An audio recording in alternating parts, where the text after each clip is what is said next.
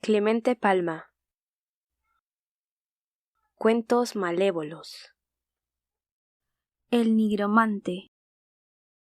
Residía en un castillo de Suabia un viejo conde que desde que su mujer le engañó con un caballero cruzado y huyese con él, se encerró en su señorial morada resuelto a romper todo vínculo con la humanidad. El hombre, pensaba, era el más inicuo de los seres. La mujer, la más despreciable y ruin de todas las bestias hermosas.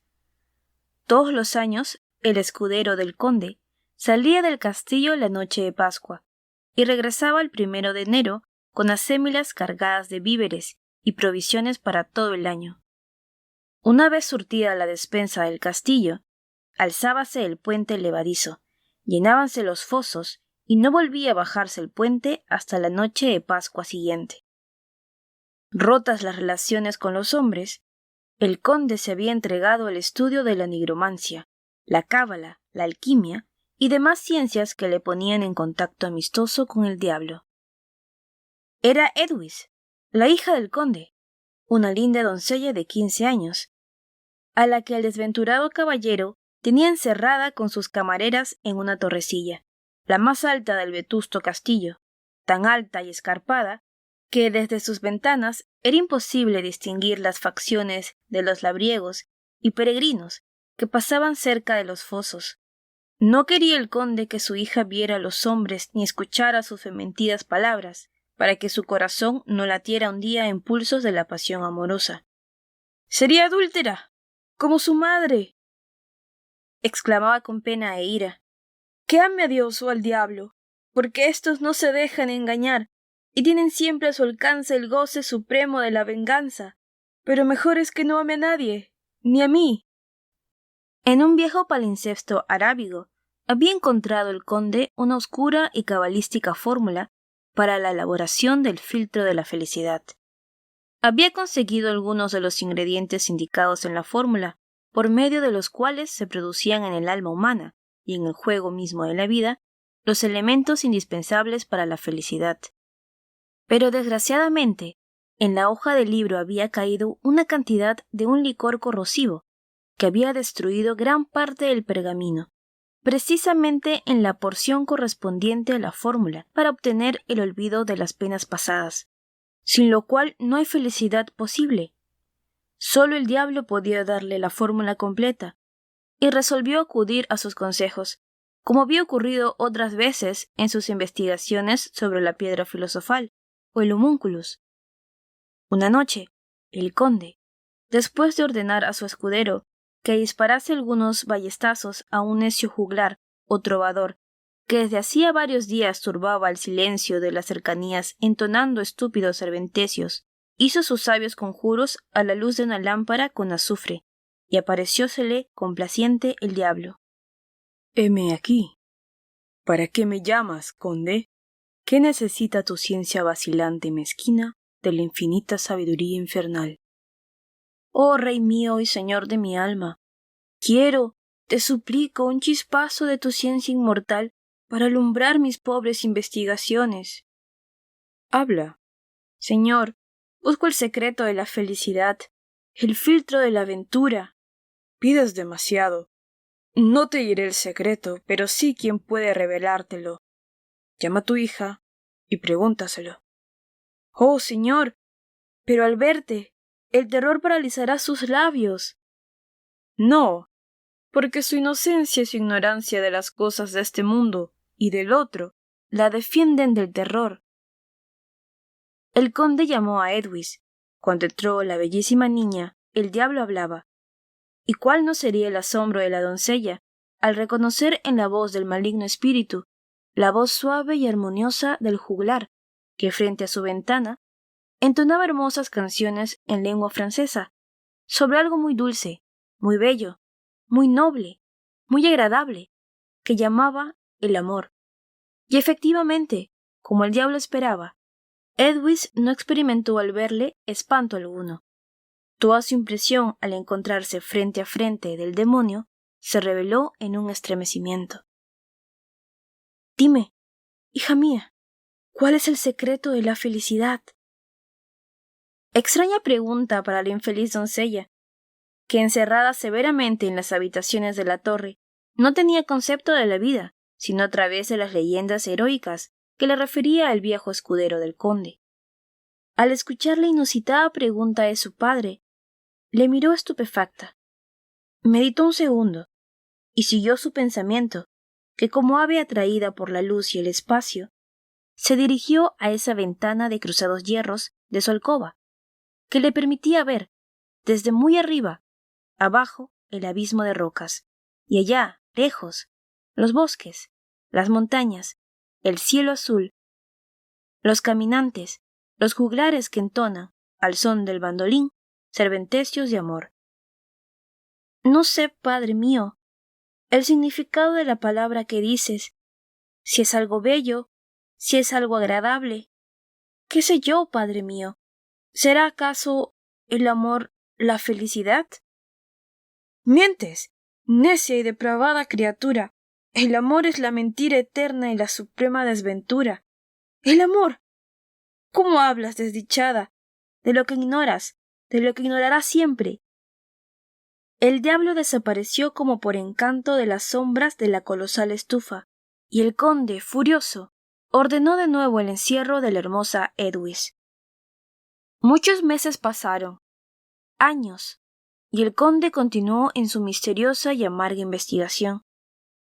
Y volvió a tropezar con su impotencia para concluir la elaboración del precioso filtro. Resolvió evocar de nuevo al diablo, para que le diera la última clave del secreto. Y la respuesta del maligno espíritu fue la misma, que la revelación del secreto saldría de los labios de la joven Edwis. Hízola venir el conde. La niña descolorida y tímida era ya una rozagante joven de ojos brillantes y luminosos.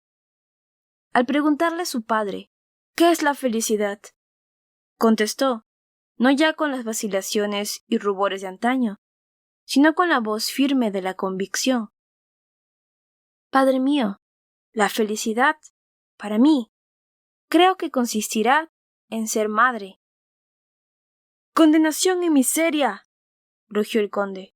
¿Cómo supones que la felicidad puede ser el ignominioso vínculo del que resulta la maternidad?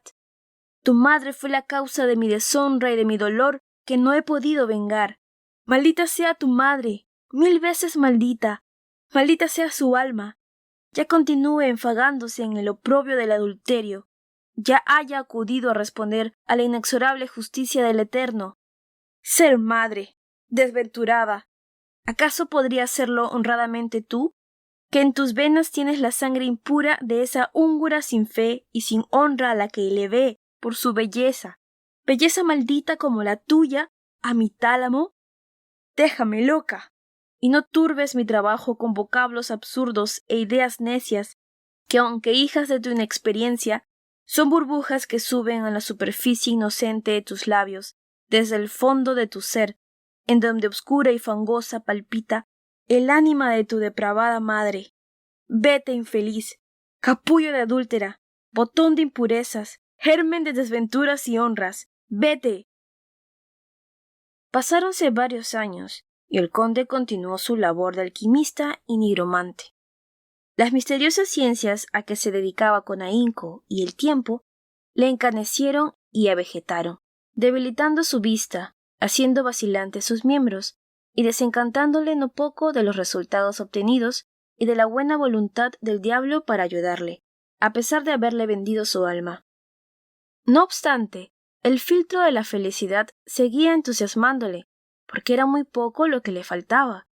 La fórmula cabalística, el ingrediente misterioso que produciría el olvido de los dolores, ingrediente encontrado por el sabio árabe, consignado en su manuscrito, pero destruido por la diabólica fatalidad que hizo caer el líquido corrosivo en la parte más preciosa del importante pergamino. Quizás sería algo de uso frecuente, algo de las muchas piedras y polvos que tenían los recipientes, matraces y potes. La acción de los astros y de las cosas de la naturaleza sobre las acciones y la vida del hombre es tan decisiva como secreta para el vulgo. Todos los sentimientos y apetitos de los hombres obedecen a la influencia de los astros y de las virtudes ocultas de las cosas. No es sabido que la sardónice da castidad, que la glotis enloquece, que la querina hace indiscretos a los hombres, la silueta reconcilia amantes y la horita hace estéril a la mujer. ¿Por qué no ha de existir alguna piedra o planta que engendre la felicidad o el olvido? Y pensar que el diablo podía darle el secreto, más aún, que estaba obligado a revelárselo porque era dueño de su alma, a cambio de su cooperación en la obra en que estaba empeñado. Olvidar. Él olvidaría también la traición de la infame, que hacía más de 20 años huyó del castillo.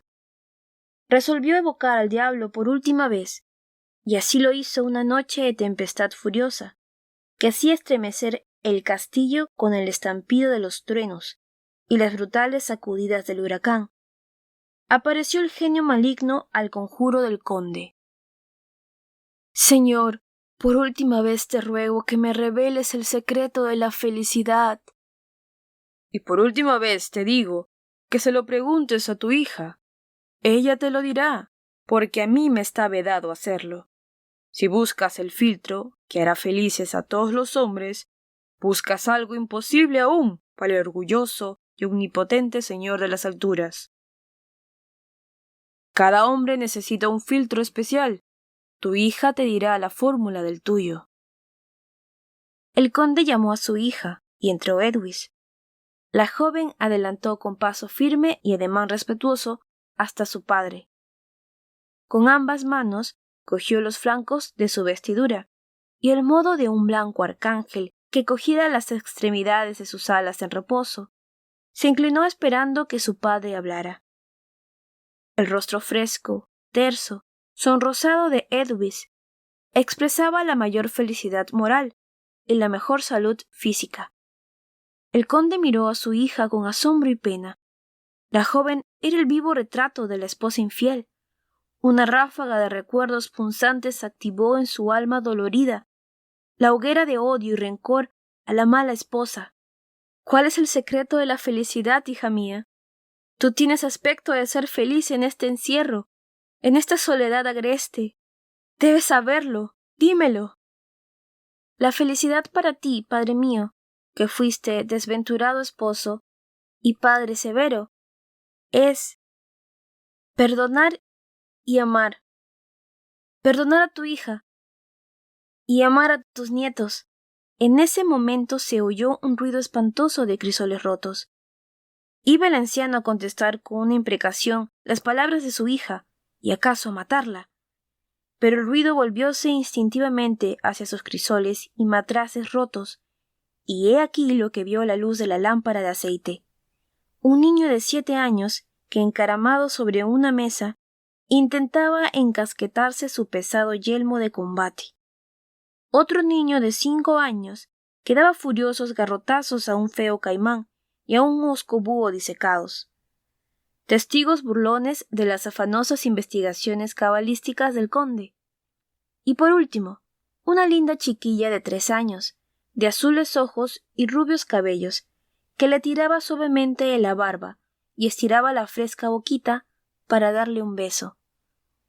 Varios años después, un viejecito, una tarde de primavera, sentado a la puerta del castillo, refería a unos niños historias y cuentos de encantamiento, y les decía: Y entonces el trovador, de acuerdo con la joven con la que se había casado secretamente, se disfrazó de diablo, y deslizándose desde la torre por el tiro de la estufa, apareciósele al huraño castellano que buscaba la felicidad y el olvido de los dolores. ¿Y los encontró, abuelo? En aquel momento, una paloma que posaba en una ventana del castillo, ventana de la que fue alcoba de la infiel esposa, arrancó el vuelo hacia el oriente. El anciano siguió por un rato el vuelo del ave, hasta que la perdió de vista. Quedóse un momento ensimismado, y una lágrima se deslizó por sus rugosas mejillas. Los niños le repitieron la pregunta, y contestó distraído: La felicidad, sí, esa sí la encontró.